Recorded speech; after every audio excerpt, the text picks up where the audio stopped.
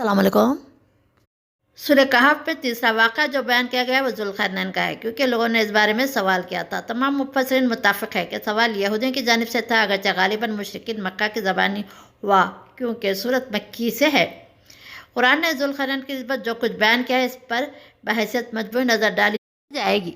اولاً جس شخصیت کی نسبت پوچھا گیا وہ یہودیوں میں ذوالقرنین کے نام سے مشہور ہے، یعنی ذوالقرنین کا لقب خود قرآن نے تجویز نہیں کیا ہے۔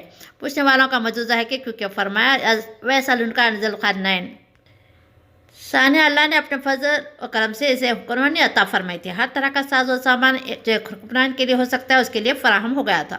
ثالثاً اس کی بڑی مہمیں تین تھیں، پہلی مغربی ممالک فتح کیے، پھر مشرقی، پھر ایک ایسے مقام تک فتح کرتا ہوا چلا گیا جہاں پہاڑی درہ تھا۔ اس کی دوسری طرف سے یاجوج ماجوج آ کر لوٹ مار مچایا کرتے تھے۔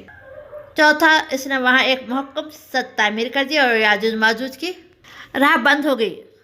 خاصاً وہ ایک عادل حکمران تھا۔ جب وہ مغرب کی طرف فتح کرتا ہوا دور تک چلا گیا تو ایک قوم لی جس نے خیال کیا کہ وہ دنیا کے تمام بادشاہ کی طرح ذوالقرنین بھی ظلم و تشدد کرے گا، لیکن ذوالقرنین نے اعلان کیا کہ بے گناہوں کے لیے کوئی اندیشہ نہیں۔ جو لوگ نیک عمل کی راہ چلیں گے ان کے لیے ویسے ہی اجر ہوگا، البتہ ڈر نہ ہونے چاہیے جو جرم و بدعملی کا ارتکاب کرتے ہیں۔ سامعین، سادساً وہ خدا پرست اور راست باز انسان تھا، آخرت کی زندگی پر یقین رکھتا تھا۔ سابعاً وہ نفس پرست بادشاہ کی طرح طامع حریص نہ تھا۔ جب ایک قوم نے کہا یاجوج اور ماجوج ہم پر حملہ آور ہوتے ہیں، آپ ہمارے اور ان کے درمیان ایک سد تعمیر کر دیے، ہم خراج دیں گے، تو اس نے کہا ما مکنی فیہ ربی خیر، جو کچھ خدا نے مجھے دے رکھا ہے وہی میرے لیے بہتر ہے، میں تمہارے اخراج کا طامع نہیں، یعنی میں اخراج کی طمع سے کام نہیں کروں گا، اپنا فرض سمجھ کر انجام دوں گا۔ سامعین، تاریخ قدیم کی جس شخصیت میں تمام اوصاف و اعمال پائے جاتے ہیں وہ وہی ذوالقرنین ہو سکتا ہے۔ سوال یہ ہے کہ ایک کون شخص تھا؟ سب سے پہلے حل طلب مسئلہ جو مفسرین کے سامنے آیا وہ اس لقب کا تھا۔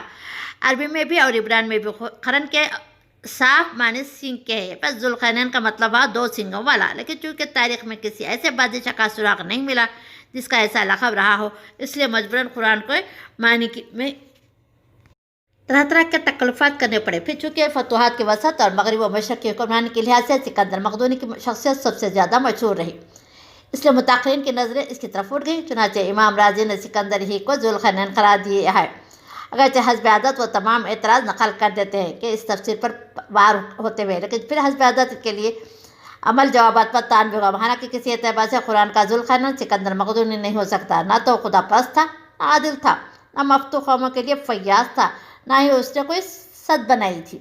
حضرت مسیح سے 560 برس پہلے ایران کی سرزمین دو ملتوں میں بٹی ہوئی تھی۔ جنوبی حصہ پارس کہلاتا تھا، شمالی مغربی میڈیا، چونکہ ان کے ہمسایہ میں آشوری اور بابل حکومتیں انتہائی عروج تک پہنچ چکی تھی، اس لیے قدرتی طور پر یہ ان سے دبی ہوئی تھی۔ دونوں مملکتوں میں مختلف قبائل کے امراء تھے جو اپنے اپنے حلقوں میں قبائلی حکومت رکھتے تھے۔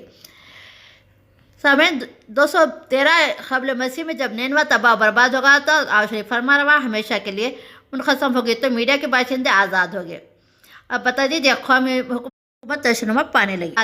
یہ دونوں ملک کے وقت کے بے اثر حکومتیں تھیں اور بابل کے شہنشاہی جسے نجت نصر کے قہرانہ فتح مندوں نے تمام ایشیا میں سر بلند کر دیا تھا، سب پر چھائی ہوئی تھی اور سب کو مقہور کیے ہوئے تھی۔ سامعین، لیکن 559 قبل از مسیح میں ایک غیر معمولی شخصیت غیر معمولی حالت کے اندر ابھری اور اچانک تمام دنیا کی نگاہیں اس کی طرف اٹھ گئی۔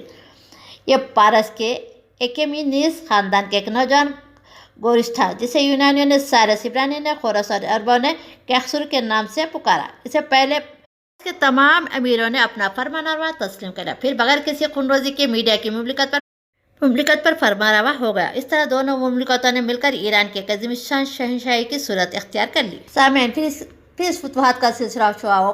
فتوحات نہیں جو ظلم و خیر کی خون ریزیوں کے ذریعے حاصل کی جاتی ہے، بلکہ انسانیت و عدالت کی فتوحات جو تمام تر اس لیے تھی کہ مظلوم قوموں کی داد رسی اور پامال ملکوں کی دستگیری ہو۔ چنانچہ ابھی 12 سال کی مدت بھی پوری نہیں ہوئی تھی کہ بحر اسود سے لے کر بلخ تک ایشیا کے تمام عظیم شان مملکتیں اس کے آگے سر بسجود ہو چکی تھی۔ سامعین، دنیا کی تمام غیر معمولی شخصیتوں کی طرح سائرس کی ابتدائی حالات نے بھی ایک پراسرار افسانے کی نوعیت اختیار کر لی ہے۔ اس کا اٹھان زندگی کے عام اور معمولی حالات میں نہیں ہوا، بلکہ ایسے عجیب حالات میں ہے جو ہمیشہ پیش نہیں آتے اور جب کبھی ضرورت پیش آتے ہیں تو قدرت ایک غیر معمولی کرشمہ سنجی ہوتی ہے۔ قبل اس کی کہ وہ پیداوار کے نانا استاکس نے اس کی موت کا سامان کر دیا تھا، لیکن وہ ایک حیرت انگیز طریقے پر بچا لیا تھا۔ اس کی ابتدائی زندگی جنگلوں اور پہاڑوں میں بسر ہوئی تھی۔ پھر ایک وقت آتا ہے کہ اس غیر معمولی قابلیت اعلیٰ اخلاق وسائل سے اس ملک میں نمایاں کرتے ہیں۔ اس کی خاندانی شخصیت پہچان جاتی ہے۔ اب اسے پورا موقع حاصل تھا کہ اپنے دشمنوں سے انتقام لے سکتا تھا، لیکن اسے ایک لمحے کے لیے بھی اس کا خیال نہیں گزرتا، حتیٰ کہ خود اسٹائکس کا زندگی بھی اس کے ہاتھوں محفوظ رہتی ہے۔ سامعین، تخت نشینی کے بعد سب سے پہلے جنگ جو اسے پیش آئی وہ لیڈیا کے بادشاہ کروسس سے تھی، لیکن تمام مورخین متفق ہے کہ حملہ کروسس کی طرف سے ہوا تھا۔ اس نے سائرس کو دفاع پر مجبور کر دیا تھا۔ لیڈیا سے مقصود ایشیا کوچک کا مغربی شمالی حصہ ہے، جو یونانی تمدن کا ایشیا مرکز بن گیا تھا۔ اس کی حکومت بھی اپنے تمام خصائص میں ایک یونانی حکومت تھی۔ جنگ میں سائرس فتح یاب ہوا، لیکن رعایا کے ساتھ کسی قسم کی بدسلوکی نہیں کی گئی۔ انہیں محسوس بھی نہیں ہوا کہ ملک ایک انقلابی جنگ کی حالت سے گزرا ہے۔ البتہ کروسس کی نسبت یونانی روایت یہ ہے کہ اس کے عزم و ہمت کی آزمائش کے لیے سائرس نے حکم دیا تھا کہ چتا تیار کی جائے، اسے جلا دیا جائے، لیکن جب اس نے دیکھا کہ وہ مردانہ وار چتا پر بیٹھ گیا ہے تو فوراً اس کی جان بخشی کر دی گئی۔ اس نے بقیہ زندگی عزم، عزت و احترام کے ساتھ بسر کی۔ اس جنگ کے بعد اسے مشرق کی طرف متوجہ ہونا پڑا، کیونکہ گیڈرو سے مکران اور بیکٹیریا برق کے فحشی قبائل نے سرکشی کی تھی۔ یہ مہم 540 اور 545 قبل مسیح کے درمیانی مدت میں واقع ہوئی ہو۔ سامعین، یہی تقریباً زمانہ تھا جب باشندگان بابل نے اس سے درخواست کی کہ بیلشازار سے کے مظالم سے نجات دلائے۔ خیر نے کئی مہمات میں کامیابی کے ساتھ سر کی۔ سامعین، کبھی انسان کی کسی کامرانی و خوشحالی کے براہ راست خدا کی طرف منسوب کر کے کہتا ہے، جیسا یہاں کہا ہے، تو اس مقصد عموماً کوئی ایسی بات ہوتی ہے جو عام حالات کے خلاف محض اس کے فضل اور کرم سے ظہور میں آتی ہے۔ مثلاً حضرت یوسف علیہ السلام کی نسبت فرمایا، کذالک مکنا لیوسف فی الارض، اس طرح ہم نے سرزمین مصر میں یوسف کی حکومت ہم نے دے دی، کیونکہ یہ ظاہر ہے کہ حضرت یوسف علیہ السلام کے ہر طرح ناموافق حالات میں محض فضل الہی سے غیر معمولی بات حاصل ہو گئی تھی۔ یہ بات نہ تھی کہ عام حالات کے مطابق ظہور میں آئی ہو، بس ضروری ہے کہ ذوالقرنین بھی یہی حکمرانی کا مقام ایسے ہی حالات میں ملا ہو جو بالکل غیر معمولی کے قسم کے ہو، اور انہیں محض توفیق الہی کی کشمہ سازی سمجھا جا سکے، کیونکہ اس کے تمکن فی الارض کو براہ راست خدا کی طرف نسبت دی ہے۔ سامعین، اسی اعتبار سے سائرس کی زندگی ٹھیک اس آیت کی تصویر ہے۔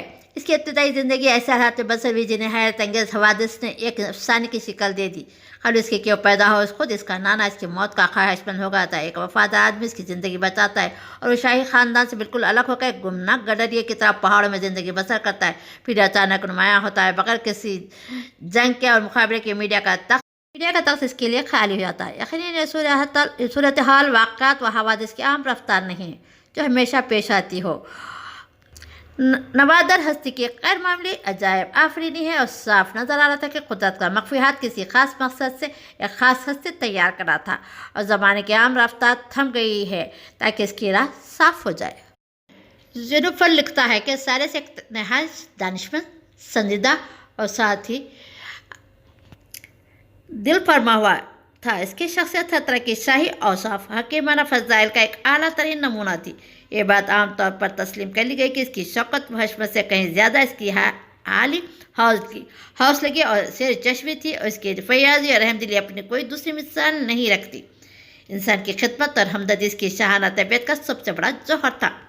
وہ ہمیشہ اس فکر میں رہتا تھا کہ مصیبت زدہ انسان کی خبرگیری کرے، مظلوموں کو ظلم سے نجات دلائے اور درماندہ انسانوں کا ہاتھ پکڑے، غم زدوں کے دکھ درد میں شریک ہو۔ پھر ان تمام عالی صفتوں کے ساتھ عاجزی اور انکساری اس کے حسن و کمال کا سب سے بڑا زیور تھی۔ اس نے ایک ایسے تخت پر بیٹھ کر جس کے آگے تمام قوموں کے سر جھک گئے تھے، ایک ایسے خزانے کا مالک ہو کے جس پہ تمام دنیا کی دولت سمٹ کر آئی تھی، کبھی گوارا نہ کہ فقر و غرور کو اپنے دماغ میں جگہ دے۔ روڈس لکھتا ہے، وہ ایک نہایت موقع بادشاہ تھا۔ اسے دنیا کی تمام بادشاہوں کی طرح دولت جمع کرنے کی حرص نہیں تھی، بلکہ جو وہ سخاوت کا جوش تھا۔ وہ کہتا تھا کہ سب سے بڑی دولت یہ ہے کہ وہ انسان کی بھلائی کا موقع ملے اور مظلوم کی داد رسی ہو۔ سامعین، ٹی سیاز لکھتا ہے کہ اس کا عقیدہ یہ تھا کہ دولت بادشاہوں کے ذاتی عیش و آرام کے لیے نہیں، بلکہ اس کے لیے ہے کہ رفع عام کے کاموں میں خرچ کی جائے اور ماتحتوں کو اس سے فیض پہنچے۔ چنانچہ اس کی اس فیض رسانی سے اس کے تمام رعایا کے دل اس کے ہاتھوں میں دے دیے تھے، وہ اس کے لیے خوشی خوشی اپنے گردنیں کٹوا دیتے تھے۔